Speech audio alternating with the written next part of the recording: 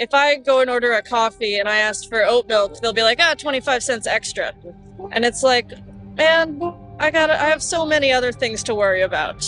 Now I have to spend 25 extra cents so I can protect animals.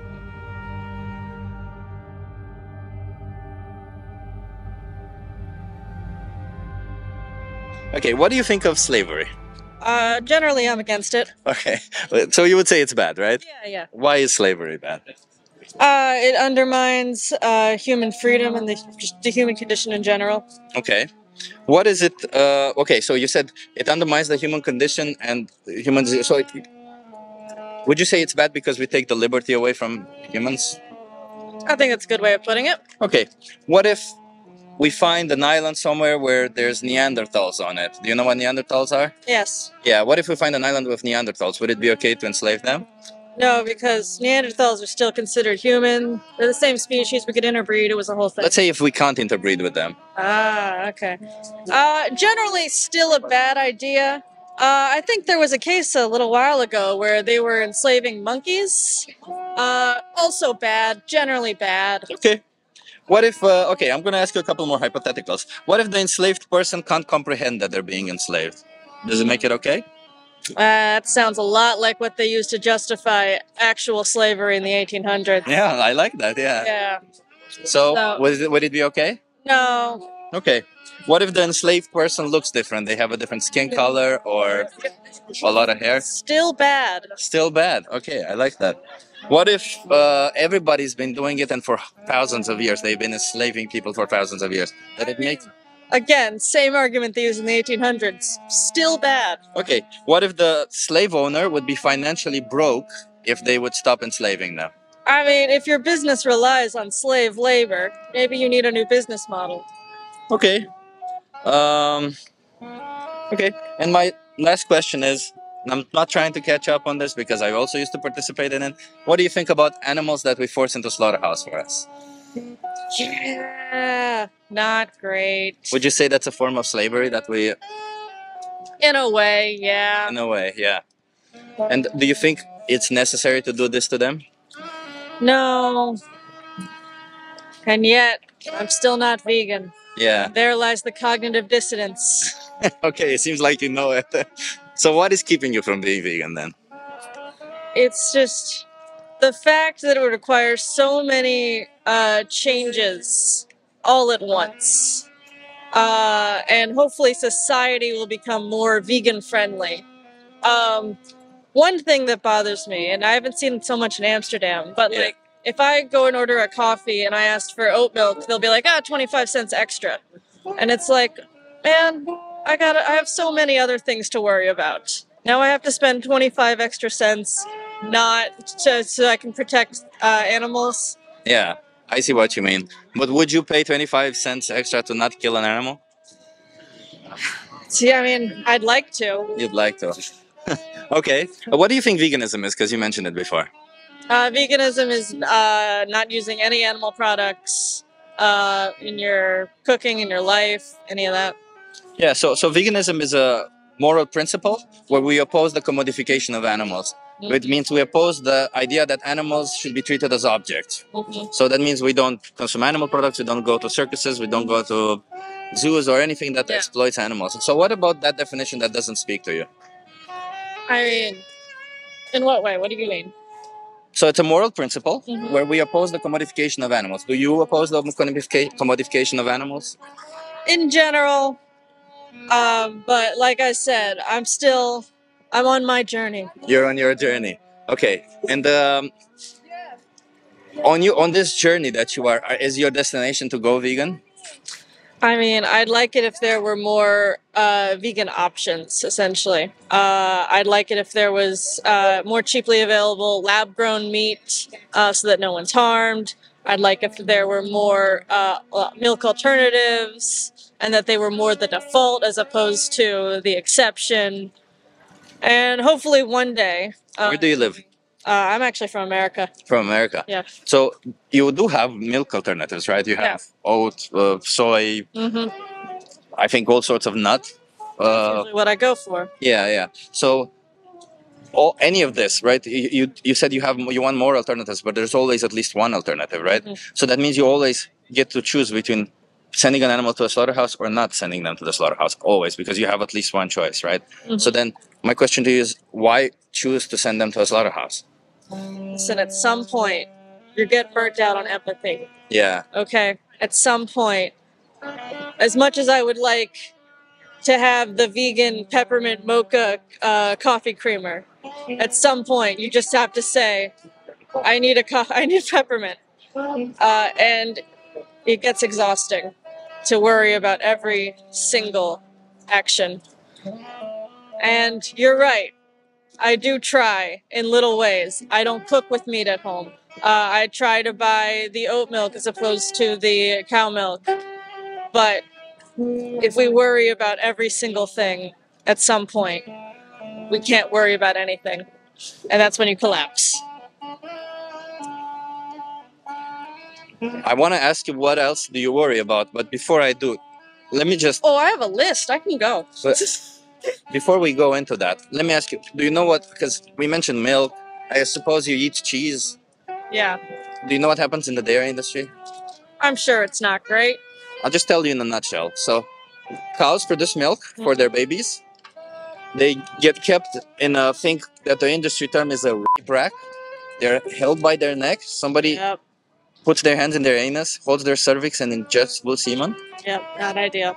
That's basically when the baby is born, because they produce milk for babies, as I said. When the baby is born, if the baby is a male, they get slaughtered because they're useless to the industry. So they die within a couple of months to 1 year, maybe. If the baby is a female, all of them get separated from the mother because the milk has to go for human consumption. If the baby is a female, they get put into the same cycle as their mother, year over year, forceful impregnation, until like 6 to 8 years, depending on the farm, depending on the breed. When the farmer can no longer justify it financially to keep them alive, so they send them to a slaughterhouse. They can live up to 20 years, so they don't live even half their life. Would you say any of that is ethical or moral? I mean, I don't know. No. So then, when you have the option to not do so, you don't have to necessarily feel the empathy towards animals. You just have to know that that option is unethical or immoral, right? So you just have to choose another option or a different. You see what I mean? So Yeah. So then, knowing this and knowing that participating in this, because the reason why they do it is because people pay them, right? It's a supply and demand. So what would incentivize you to not do any of it? You said more options, but you already have some options.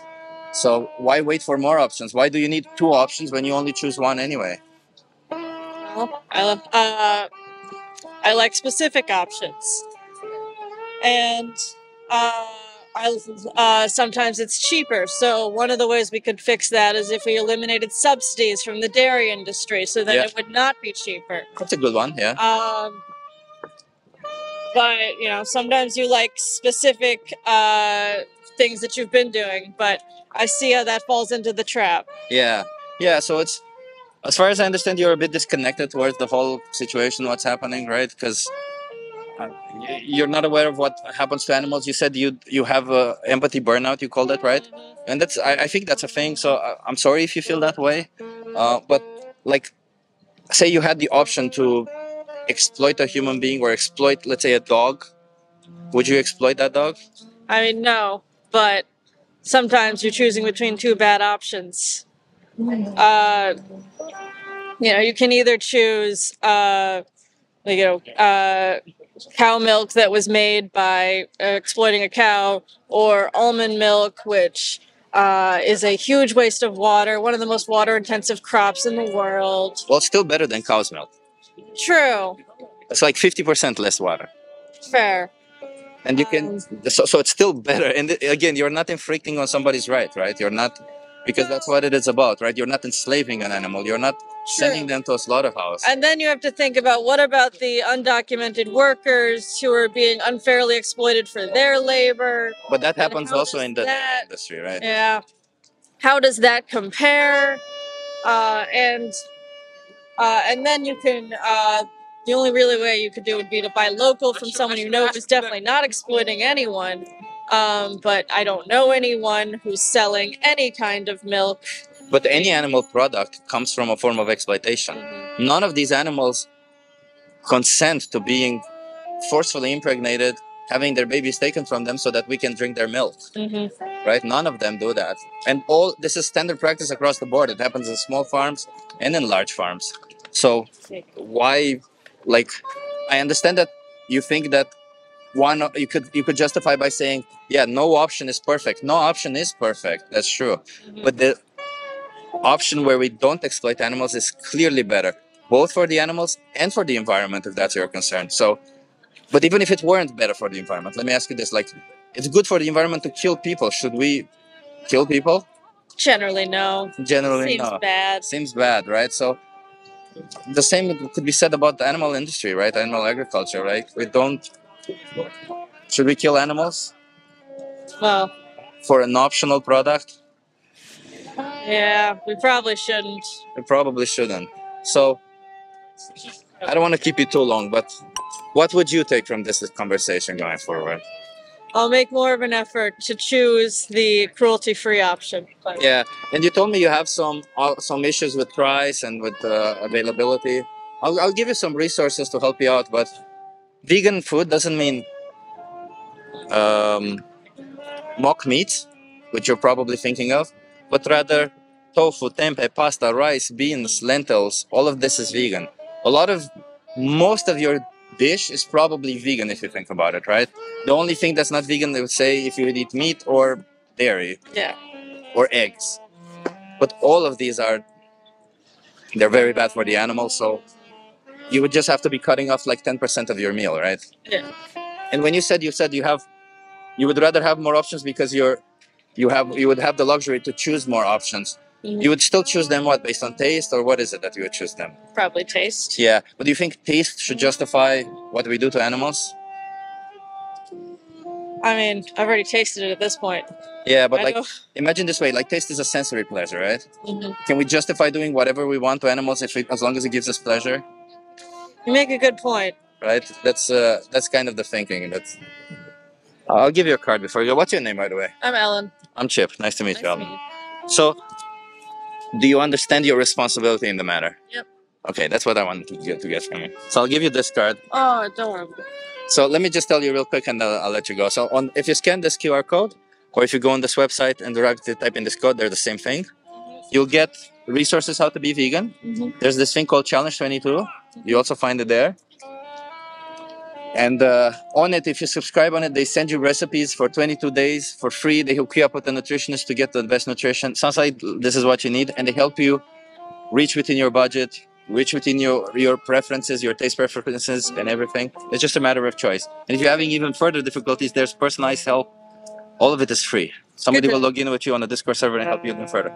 But if I may, just one thing, type in this, go on this website, type in this code when they ask you, or scan this, and watch the most important speech you'll ever hear. It's about a person who held a speech in a university in US about animal agriculture. I'm going to challenge your belief systems today, so certain parts of the speech will be intense. Just so that you know what you're paying for, and then you decide whether you want to pay for it or not, okay? Okay. That's all it is. Because if you don't want to be on the side of violence towards animals, you can choose to not be violent towards animals. That's all it is, okay?